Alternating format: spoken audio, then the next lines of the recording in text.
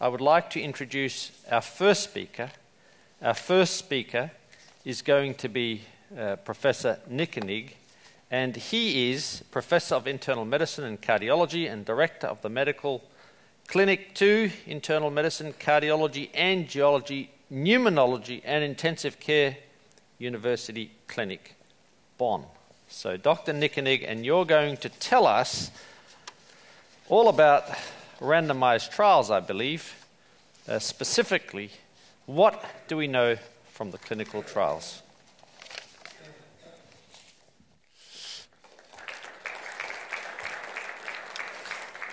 Well, thank you, John, and also a warm welcome from my side to the stormy Vienna.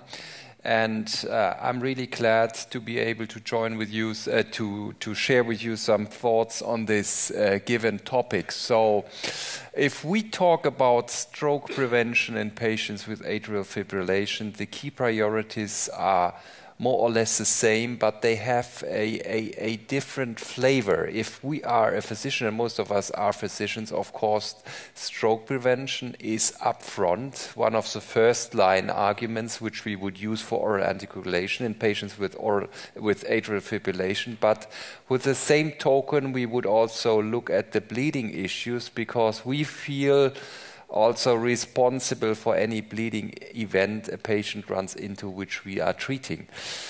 The patient looks at it most of the time a bit differently. Stroke is the most devastating event for him, probably even worse than death for this type of patient, and therefore stroke prevention is one of the major priorities for a patient with atrial fibrillation if he thinks about oral anticoagulation.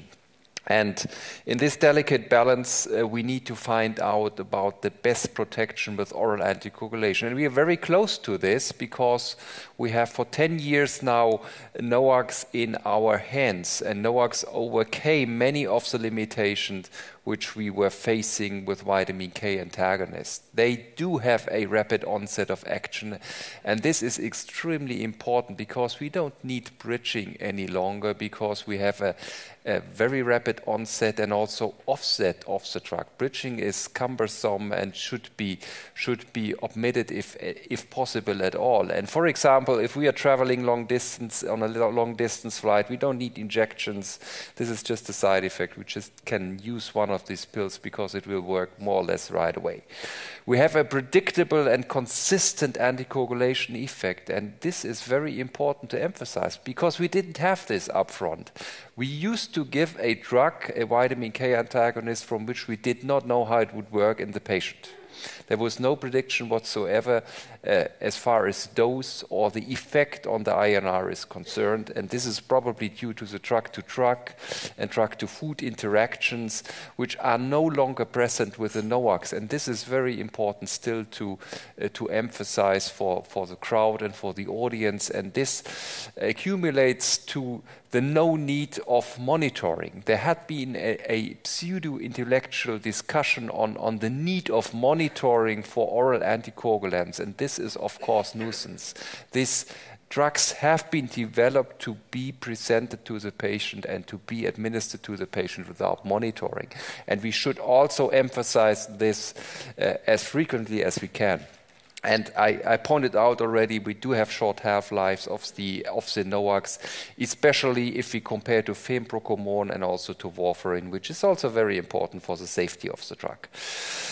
As you all may be aware of, we have 4 pivotal trials which are the basis of our data, and these trials were conducted in more than 70,000 patients. 4 drugs were evaluated, dabigatran and the other NOACs, and it is important to note that in 2 trials, 2 different doses were tested against the vitamin K antagonist. That was the RELY trial to your left, and to the very right, that was the edoxaban Engage AF trial. But it is important to note that the lower dose of edoxaban is no longer in business. It has not been improved in most countries throughout the world because it failed to prevent superiorly ischemic stroke in comparison to a vitamin K antagonist. Therefore, we have only the RELY trial in which 2 different doses were properly tested in terms of safety and also efficacy. We do not have this data available for rivaroxaban or apixaban because the lower dose of apixaban and the lower dose of rivaroxaban was only used when comorbidities occurred, such as advanced age, for example, or renal impairment.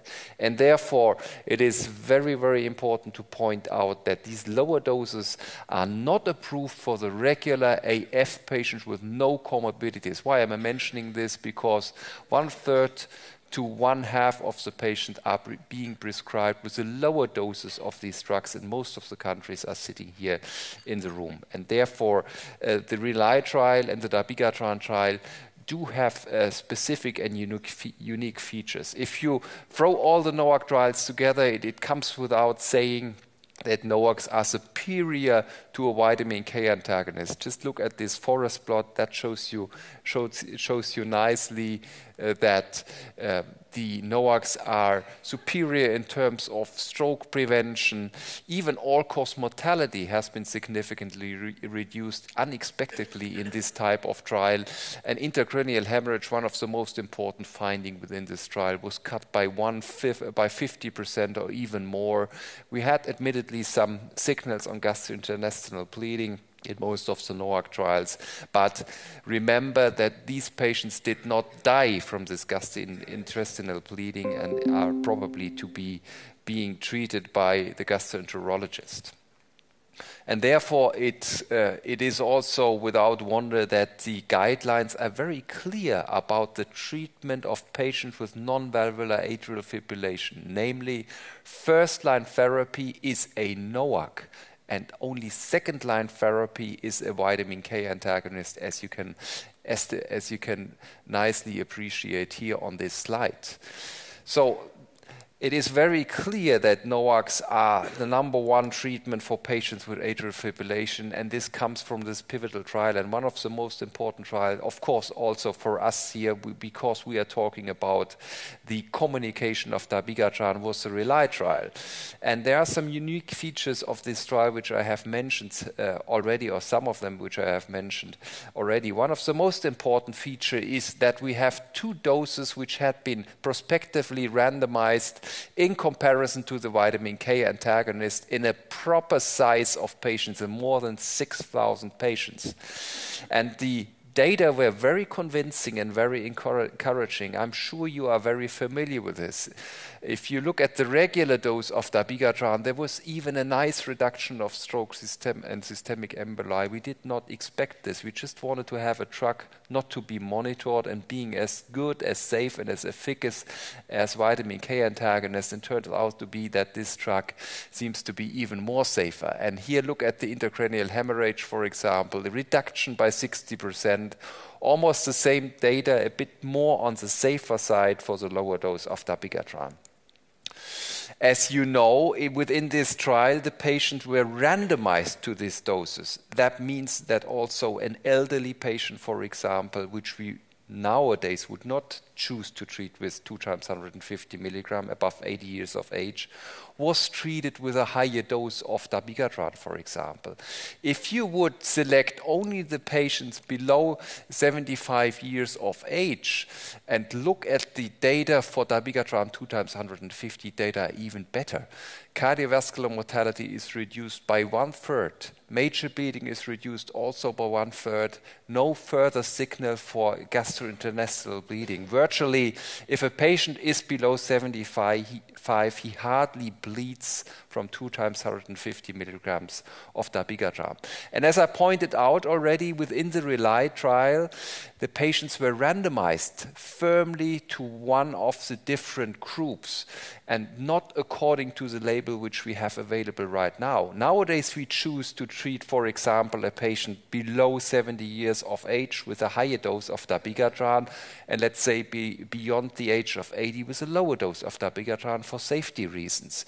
But that was not the case within the RELY trial, and therefore we had patients who received under treatment and other patients over treatment. So a patient at 50 years of age was maybe treated with 2 times 110 and experienced under treatment. And Craig Lipp and his group reorganized and reanalyzed these patients according to the right treatment and came up with a comparison of 6,000 patients who had the right dose according to the EU label.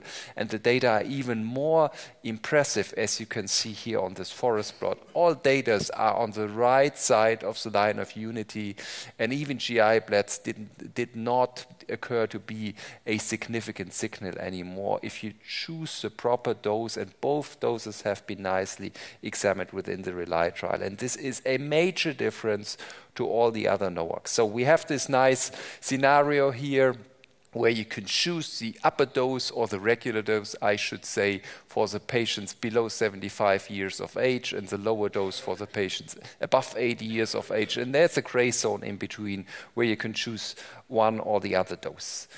And these data have been complemented by a long-term follow-up within the RELIABLE trial.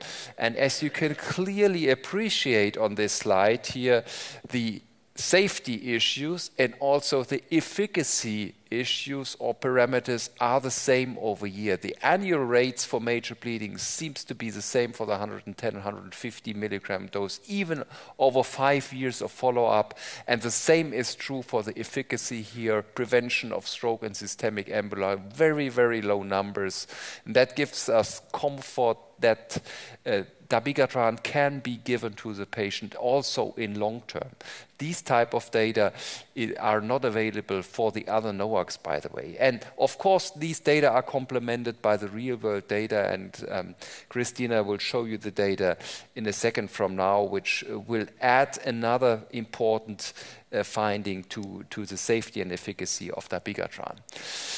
And this is kind of topped by the fact that we do have a reversal agent available. And this is another unique feature for dabigatran. We do not have a reversal agent available, broadly available for the factor 10A inhibitors.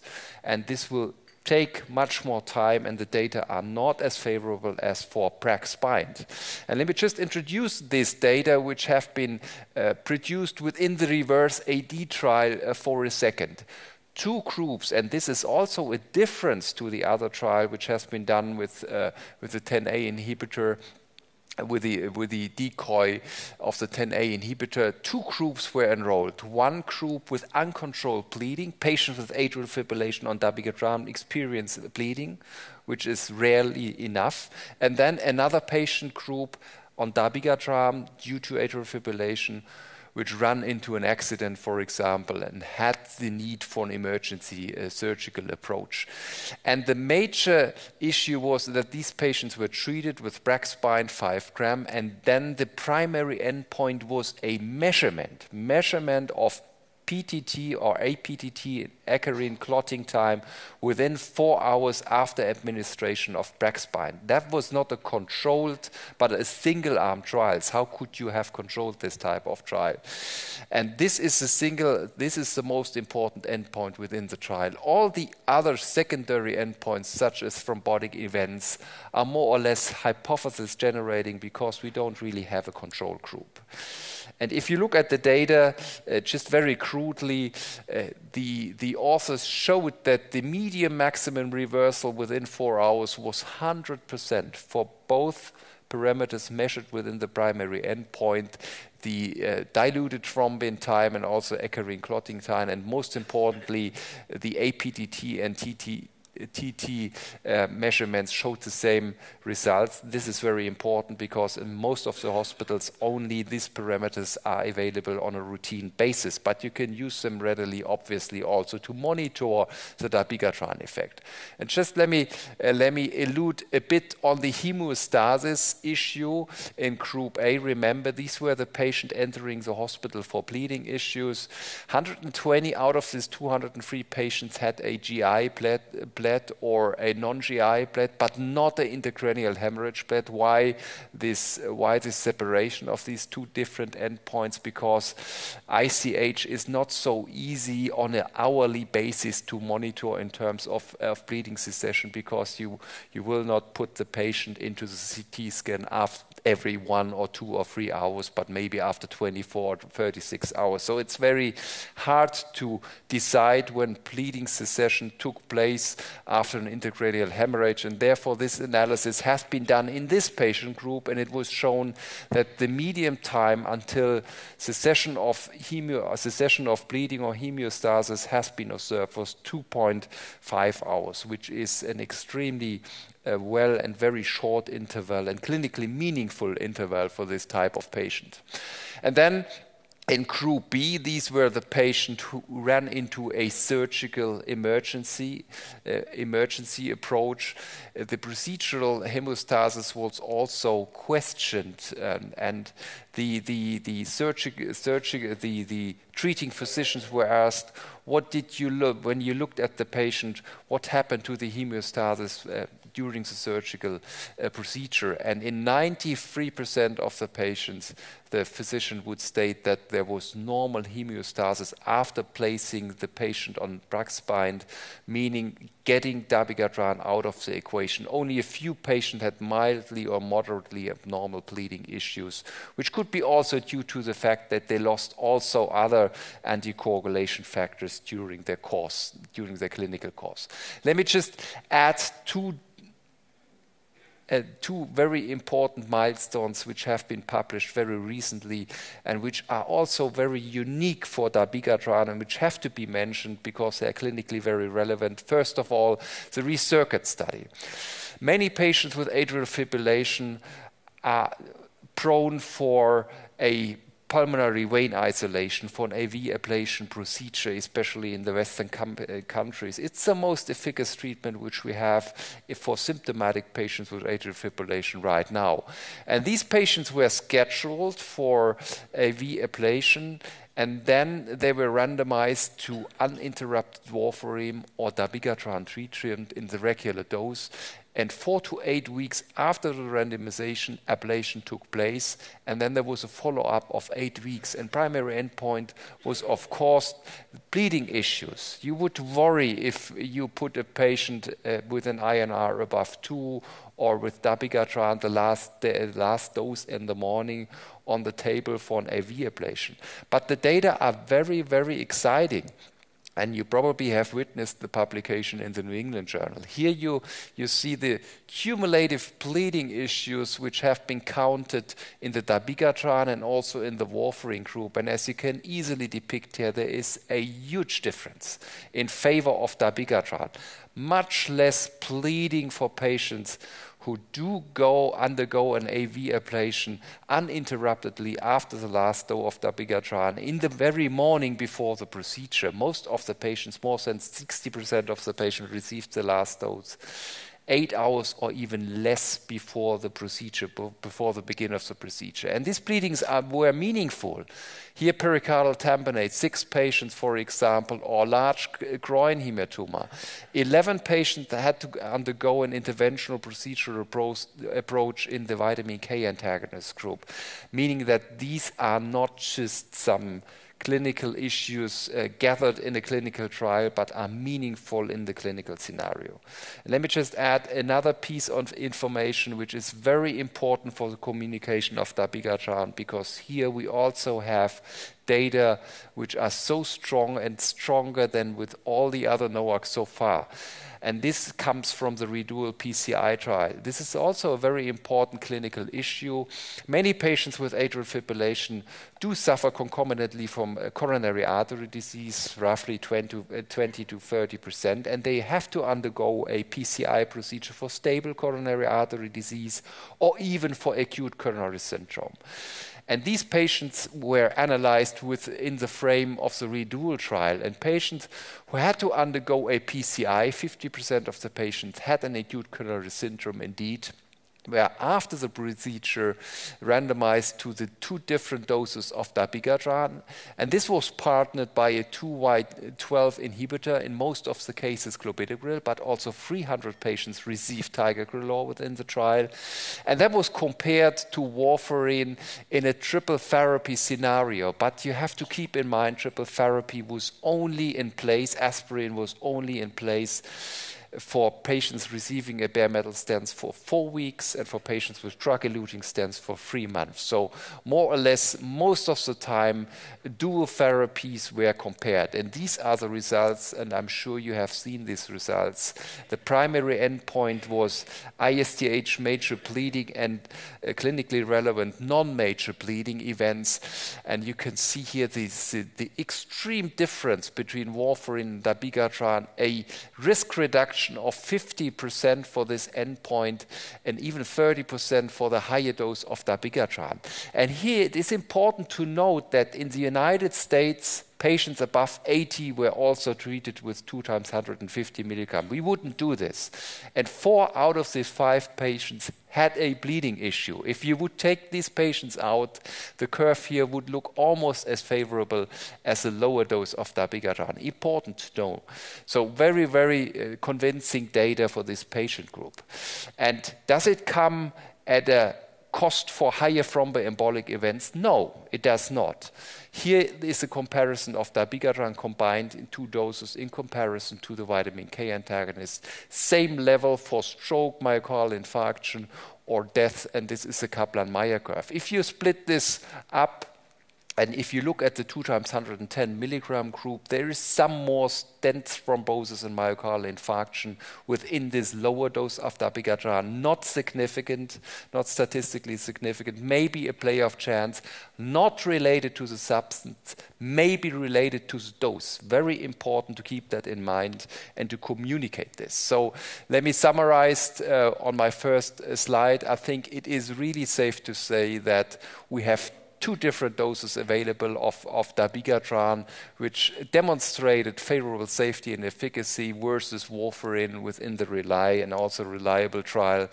We have a reversal agent available, which has been nicely and readily shown within the REVERSE AD trial, also a New England Journal paper last year. We have convincing data from ReCircuit that a patient who runs into a procedure, here an AV ablation, can stay on dabigatran without any bleeding issues. And very important data coming from the REDUAL PCI trial, that the combination treatment of dabigatran with a antiplatelet drug seems to be much safer than treatment with a vitamin K antagonist and antiplatelet treatment. Thank you very much for your attention.